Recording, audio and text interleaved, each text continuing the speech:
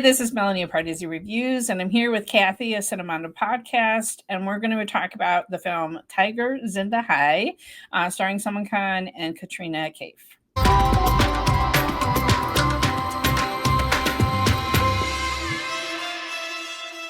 Thanks, Kathy, for joining me again. So we're getting ready for Tiger 3, which what time? You said it's coming out like November 10th, I think.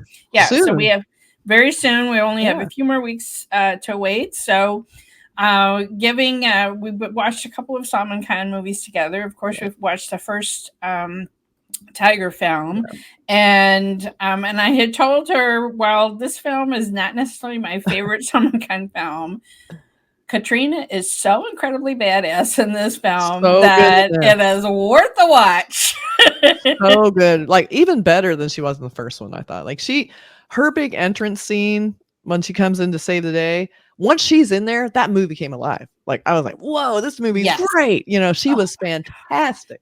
And how she was, I mean, I know there's some stuff that there was some people doing, but there was other stuff that it was obviously her that was doing it. Yeah. And I jaw on the floor in admiration for that complete sequence and how badass she was. Like, so good. So good. So good. She made it. Well, so we can talk about the beginning of the film. I also love, the Khans, all three of them are getting older, and I love that Salman Khan played a dad in this. Okay, because it's a continuation of the first, where we saw the love story of how his character and Katrina's meet. They're both spies from different countries, and it seems like an impossible, situation. How could it work? How can it work? It'll never work. Right, and then they escape at the end. We don't know where, and then suddenly, I guess they're in Germany or Austria or something. Yeah, somewhere very mountainous and snowy. Somewhere where there's snow that Salman can do some snowboarding. But anyway, but they have an adorable Moppet son. Super cute. Who is so cute. So cute. And I don't fall for the kid stuff very often, but this kid was extra cute. The way he was the one that remembered it was their anniversary, and he's like, and so Dad, I borrowed your credit card. Very precocious. That whole scene, I love it to death. I like the dynamic where he's kind of the befuddled dad, like he's a little checked out. Like, he was a super confident, competent kind of spy, but when it comes to being a dad, he's kind of oafish, like, I don't know what this marriage kid, so he's a little dorky about it, which I like seeing that was very cute, actually. And I just love if you have these two smart spies, of course this kid is going to be having all his angles and doing all this sneaky stuff. I took your credit card, and I've arranged everything. Don't worry, it's taken care of, Dad. Okay. And he didn't even see that. He's like, oh, okay. Like, yeah, of course you did. Fine.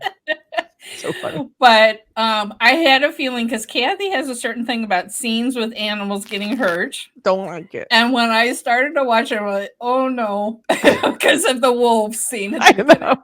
And I wrote you and went, the wolves, and you're like, yeah, I know. I knew you were going to. But I love how the kid has this line: if you're truly Tiger, you're not going to kill any of the wolves. Like, he's like, the kid is sort of afraid, but yet also he has some gumption, and he's not just this like flailing kid. Oh, Daddy, save me! And he's like, that endeared him to me forever. When he did that, I'm like, I love this kid because he doesn't want his dad to hurt the animals. I love that. So I was on board. I mean, Salman does have to punch the he does punch the him around a little to knock them out so that he can save his son. I always go into my spiel, like whenever I see a movie, and this happens a lot in movies where wolf packs go after people in movies, that it's a trope. It is completely not something that happens. It doesn't happen. I know humans, we want to think it happens. Wolves do not attack people. Super rare are there any wolf attacks on people, let alone a pack. Usually it's like a lone wolf in some situation or whatever. But this does not happen. So when I see that, I get mad. I'm like, you guys are just making wolves a bad guy for no reason. So that's my speech. But they were CGI. They were pretty decent CGI. It helps for me a lot when stuff looks super fake and animals get hurt and it's CGI. I'm okay with it. I prefer it to look kind of fake when it comes to animals. So, but it was a fun scene because it was like, it was kind of a unique play on the classic thing we see where, snow, skiing or snowboarding down a mountain and everyone's chasing each other and the guys have guns and they're shooting. This was kind of a different take because it's, he's rescuing his kid from wolves. He's snowboarding down, with wolves chasing him. which I appreciate. So I'm like, okay, this is very splashy and fun. Yeah. And I also love the, he just gives the eye signal to the kid, and the kid immediately knows to open the car door for the wolf to jump through. Like, it's like they already had kind of taught the kids some, like, some signals, so you kind of get it. It was really funny. I love it. It was really, really sweet. So that was a good way to start the movie. It's very, you're getting his kind of befuddled dad, then you get how they work together, and he's still badass.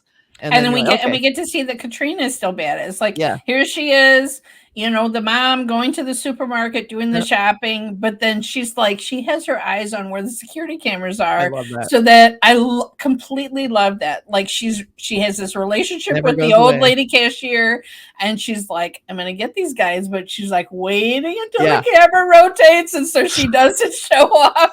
Yeah, it's epic. So good. I know, she was great. I loved it. Like you said, they're just being mom and dad, but they're still spies. Yeah. So good. So I was excited to see her back again. I mean, I knew she would be, but they show pretty fast, so I was glad to see her come on the scene. I was afraid they were going to have him go off, even though she was kind of capable. He kind of does go off, and you're like, oh, is that the end of it? Like, that's right. You're like, you're disappointed. You're like, because when we first saw it, it could have just been, oh, Katrina has a cameo at the beginning of this. Right. But then it's really, but then when she comes back, probably the best thing in the movie. And the movie has a lot of set pieces, a lot of big action things that were well done, a lot of iconic moments that you can see, like, oh, shoot this for the trailer. You see like stuff.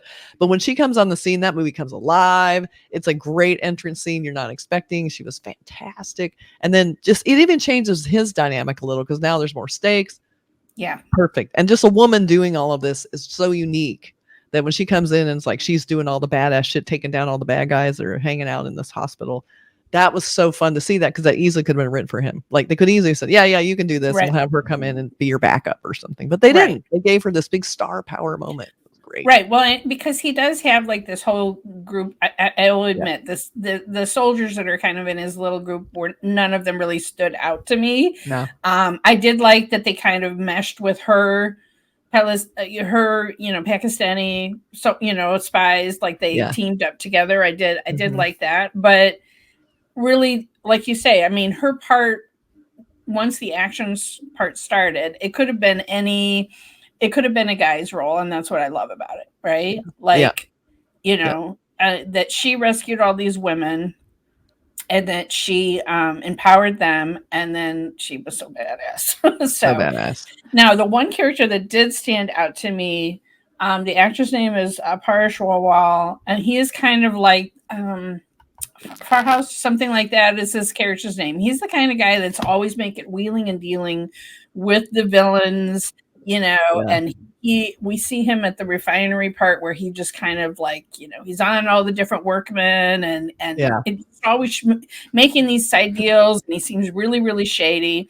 And later we learn, okay, he's actually been a planted spy here for a long time. But I just really, I've seen that actor and so many, as a supporting actor in so many different films, and I feel like this particular role is one of his more standout. I guess I just love it, right? Like, he's just kind of, I love that he's just total shades of gray. Like, which side is he on? And at any given moment, you're like, I know, and not knowing is what makes it so entertaining, because you don't know which way it's going to go. It's always like, when everyone's interacting with him, you're like, this is going to come back later and hurt someone. But that's what's so fun about it. His ambiguity was so interesting. Yeah. So, I mean, this film is based on, the kernel of it is based on a real true story of some nurses being caught up in a war in the Middle East and having to be rescued. Now, there was a Malayalam film about the same story, and I saw that first. I think it's called Takeoff, and Fahad Fazil plays the ambassador who really helps make this plan of the rescue and the negotiations and whatever. And it's like, at no point in that movie did a huge Rambo kind of figure stand there with a machine gun. Like, it's what we want, though. We want the big Rambo. If Salman is in the movie, then he is so dynamic, though. He looks like he's built like a rock. Yeah. Like, you cannot move him. Like, he comes in and you feel like he's gonna take care of shit. He comes in here, even with the scarf and everything else. It's just awesome. But and I do want to be the actor who plays the bad guy. Okay, so his name is, if I'm pronouncing it correctly, Sajjad Delafrooz. Yeah, and so he plays Usman, who is the head of this terrorist group. So good. It's like his opening scene, like that opening scene where you have him going to the door where the journalist is, and that whole thing, and he's dressed like a policeman, and then he changes in the wardrobe of a religious figure. I don't know exactly what's called, but anyway, I loved his sort of chameleon, like trying to sort of hide in plain sight by using authority figures that no one really questions, no matter what's happening. So I loved him, and he was so creepy and steely, and I was like, oh, I can't wait to see this guy get killed. Right, exactly. He was so terrible. He was hated him. Just dark and cold and heartless, and so they really set that up to be very effective in a very short scene. They really let you know what this guy's about. And you had those confrontations with him. Like the scene that really sticks out in my mind is when they come up with the whole food poisoning idea, and that they're going to have the nurses swap out sedatives to give. And like he's just trying to like look in Salman's eyes, Tiger's eyes, and like, are you guys scamming us? Or and forces them to give one of a random shot to one of Salman's guys, and the guy like barely holds it together until the villain leaves the room, and then he just collapses because of course he'd been given this huge.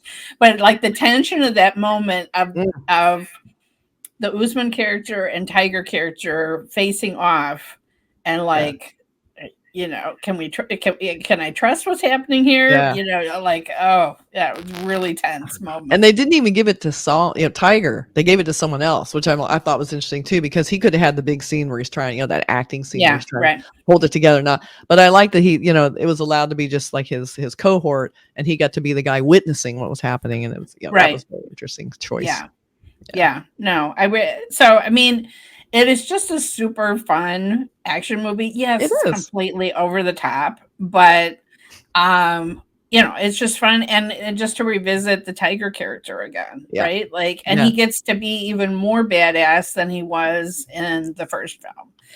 This felt way more like intense than the first movie. The first movie felt a little fluffy, no matter what they're doing, because it was more spycraft, and it was a little less of the big action, gritty. He almost more soldier-like in this. They were definitely more like soldiers, and there was a lot more at stake. There were more people in play. Like, and I even liked how the nurses were kind of capable too, in a weird way. They were in there kind of playing the game too. So you had them doing that. So it had a cool setup. It was very easy to follow. It wasn't too confusing. A little bit of political, a little bit of that, but they didn't overplay that. I feel like they weren't like wearing it on their sleeve, the whole intent of what was happening in the political angle and all that. They really were like, this is the setup. There's a bad guy and a good guy. Don't overthink it.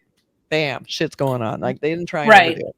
But I also love how, again, watching a movie like this from America, where America is sort of like the secondary bad guy, and that they have given the whole time clock setup of they only have this much amount of time to get those nurses out, is because the Americans are just going to bomb the place to to hell. American again. So you have kind of the random, not that great English speaking actor playing the American counterparts. I was kind of like, is he supposed to be American or somebody who's I wasn't quite sure.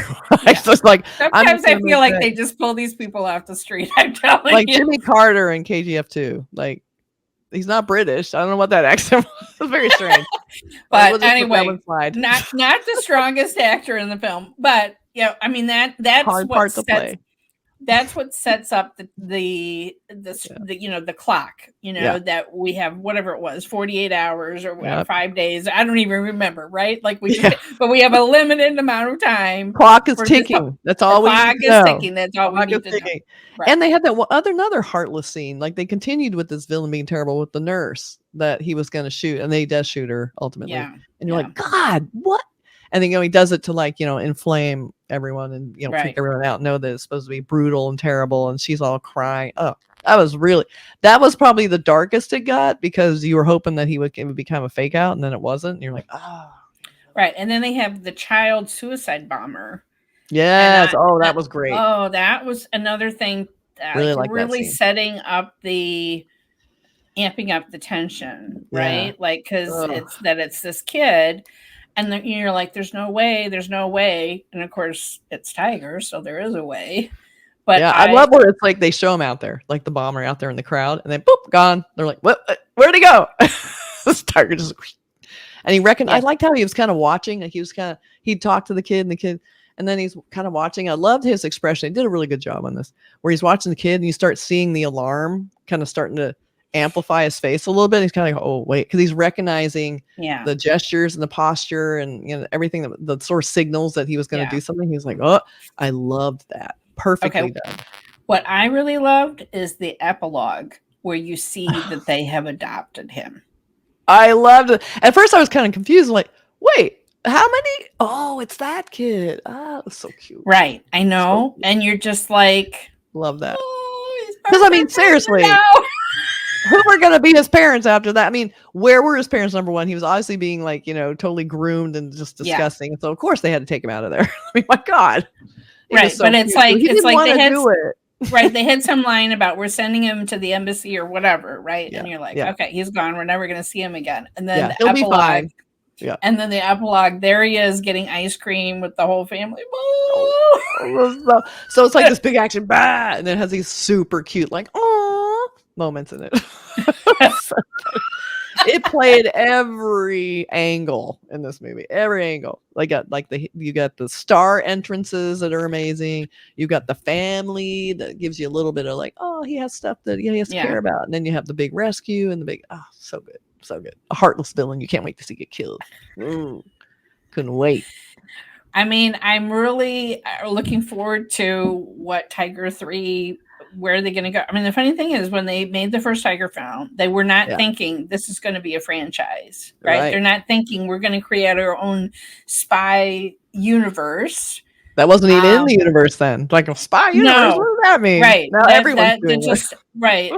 Like they didn't even conceive of that. But definitely the success of the first Tiger film, they're like, okay, we got something here, right? Like, and then the producer, studio owner Aditya Chopra comes up with this idea. Now, the director of this film was Ali Abbas Zafar, but the Tiger 3 is going to be Manish Sharma. I think you have seen at least one of his previous films, Shah Rukh Khan's Fan, the one where he was the double role. Oh, right, yes, as a star in the Fan. That was so. And he also did Ban Bajaj Bharat, which you haven't seen yet, with Ranveer and Anushka, but that's on our list. Okay. That we need. That's Ranveer Singh's debut role, which But anyway, not huge, big action films. So curious. I mean, this is a big tentpole movie for this YRF studio, right? Like, I mean, it feels like it. Right, but I mean, it's within the same year as Pathaan, right? So Tiger had a cameo in Shah Rukh's movie within this universe, and now we know. I mean, we can just bet at least Shah Rukh will, and maybe Hrithik too, because they're pulling Hrithik into this universe as well. So, oh my God, I don't know if I can take it. I know. Oh my God, all those people in one movie is going to kill me. Oh my God. That'll be fun to see those cameos, though. I can't wait I hope they happen. I hope they really happen. Yeah. But the end credit song was such a huge hit when it came out. I love Katrina's dancing in that, but it's like this was such an action. There wasn't really a moment. Like that they had I think they sort of set up the whole anniversary thing so they could have this big montage love song in the snow and blah blah blah, but so funny. I know, I did love that.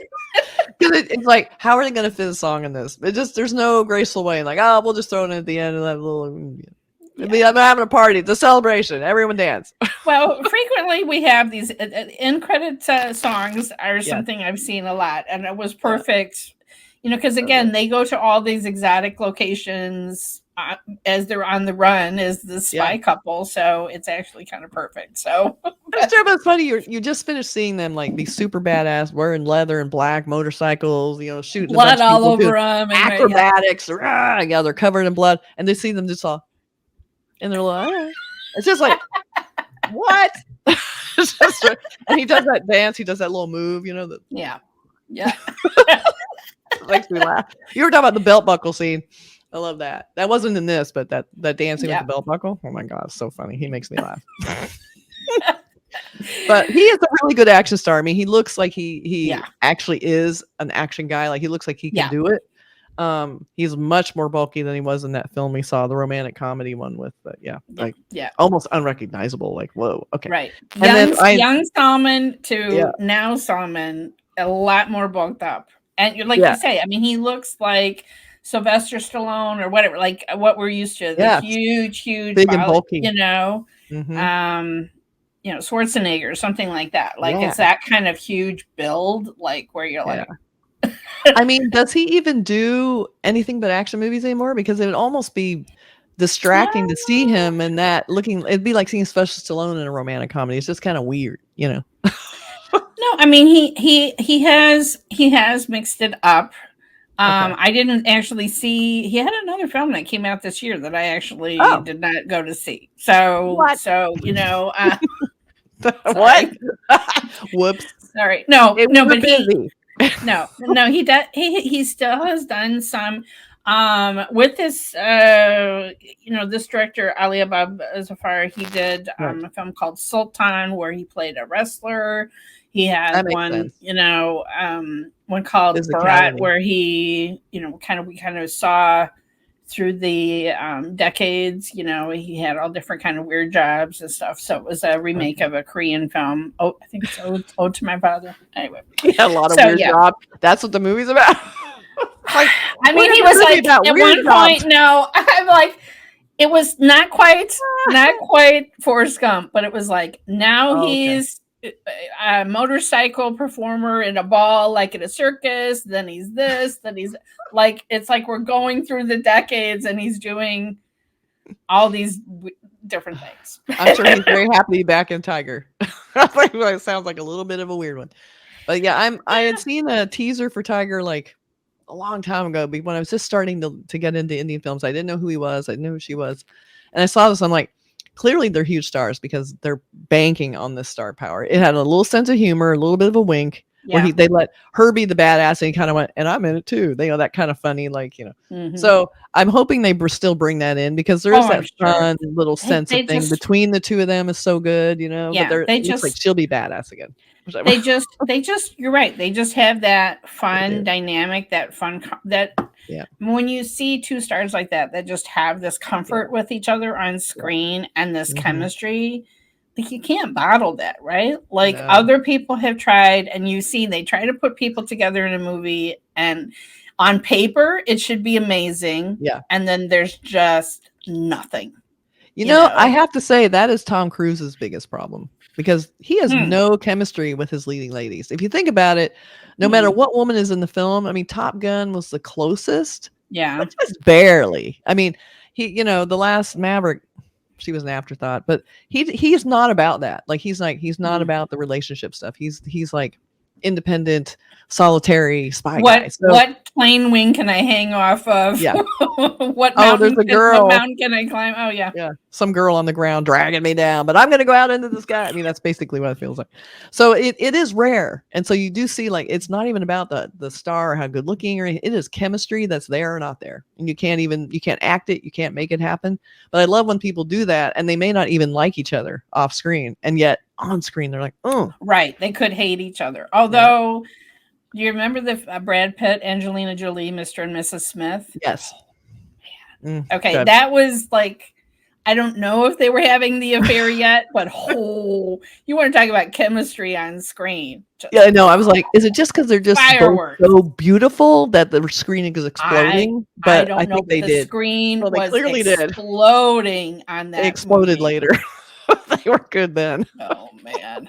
But yeah, I mean, that was just, even when they were fighting, like they just had such intensity with each other on screen, even when they were trying to kill each other. Yeah. I mean, even like Sean Young and Harrison Ford and Blade Runner a way back, but they were so good together. I was so shocked to hear that they hated each other off screen. Like, really? You do not see that at all. Yeah. Did not. No, he hated her. No, it wasn't good. So I'm like, they were so good on screen. So you just never know. And again, that's not even about like the directing or even necessarily the acting. It's just, it's there, it's not there. So they definitely have it. And I'm anxious to see it again. So. Yeah. I mean, they are one of the super couples, you know, of Bollywood films that, you know, it's just like, all you need to know is the two of them are in it and I want to see it, you know? So, I mean, it's just like, and I mean, that's one thing why I think Shah Rukh is so great. Like he has had chemistry with multiple amazing pairings. Where he, you know, with Deepika, he has incredible chemistry, you know, all of that. So like, but yeah, it's something special about this two of them together that makes me excited and wanting, even if the extra machine, you know, machine gun kind of movies are not necessarily my go-to, because the two of them are in this movie is what is exciting me to go see it. Besides Shah Rukh having a probably cameo that will be, I mean, because when Tiger was in Pathaan, oh my God. Like, I mean, it's just, I'm talking about chemistry. The two of them had incredible chemistry on screen together. Yeah. And that was one of my favorite scenes in the entire movie. Yeah, and just was. Sitting and all bruised up and talking. I love the meta of that scene too. It was great. First, they were like these two guys in character talking about like getting too old for this kind of shit. Then they were two actors in the business going, getting too old for this shit. I loved how it was just sort of like, yeah, but there's not really anybody young got what we got, right? Exactly. It's like, who's gonna beat us? Nobody. It's so true. It's so true though. I mean, I can't think of any young actors really who approach even like Tom Cruise level kind of, you know, stardom exactly. I mean, maybe Timothée Chalamet, but barely. I don't know about Willy Wonka. We won't talk about Timothée Chalamet. That's like an insult in the middle of a Tiger thing. As much as I love him, he's not anywhere near Tiger level. Subtext of this video, I'm telling you. I think it's because I saw Who Am I not so long ago, and I'm still in the zone. Okay. Anyway, I mean, there's more Salman Khan movies to explore. I would love for viewers to put down some favorites in the comments. That definitely Bajrangi Bhaijaan, I don't think Kathy has seen, so that would be my number one. Oh, okay. If you like Salman with cute kids, it's an entire movie of Salman with a cute kid. A whole movie, maybe not. Kid. Oh my God. Maybe. Okay, maybe I can do it. It's good. So that if it's your favorite, I'll watch it. It is. Yeah, it's probably my favorite Salman Khan movie. It is. It is really good, and his really fun movie. And Nawaz Siddiqui is also in it, and he's very very funny. So that would be my number one that we should see. But I would love to know from viewers. Yeah.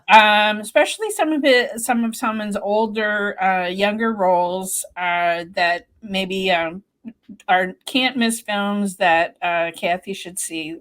We can watch some more together. That's so let us know in the comments. Still catching up. Be sure and put them in the comments. I want to know. All right, so we're both excited about Tiger 3 that's coming out November 10th, and we will both be talking about that on our channels when it does. So we will. All right. Now, obviously, you can find Kathy on her channel. You can find Pardesi channel also. Yeah, you are. You can find her on Cinemundo podcast, and I will have the link in the description below. And then you can find me also on social media. I hope you are liking, subscribing here, but you can find me on Threads, at Blue Sky, at Pardesi Reviews on Instagram, and also still on X at Pardesi YT. All right. Thanks, Kathy, again for joining me for discussing another fun movie. As always. And we will be discussing more classic films in the future. Thanks. Bye.